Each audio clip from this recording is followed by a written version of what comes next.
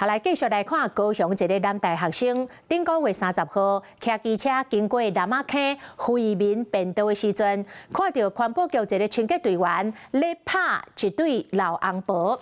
这大学生无顾到危险，解救老大人，甲清洁员压制在地。 但是伊的手甲伊的面拢受伤了。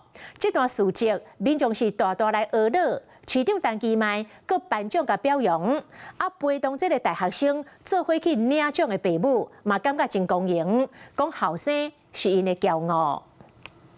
请市长颁奖。高雄市长陈其迈热同学的警察表达慰问。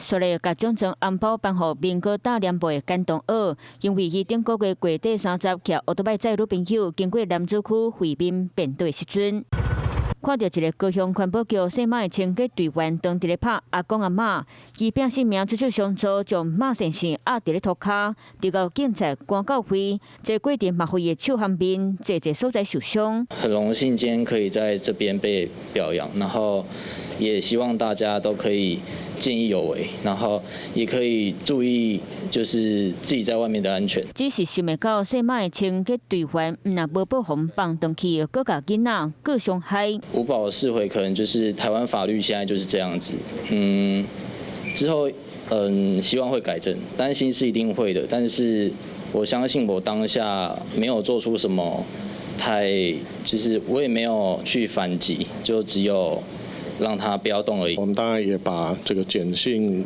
同学他见义勇为收集到的这个证据，也移送给这个检方厘清。姓马的清洁队员114年10月，就因为行车纠纷摕砖仔甲人恐吓，如今煞搁甲人拍。市长陈其迈讲，环保局已经叫伊转去食家己。安那大学生勇敢救人，民众拢真该学乐。司法的部分，相信会给我们一个协助，难免会担心，但是这也是我们家的骄傲。陪同参加领奖的父母，嘛拢感受到骄傲。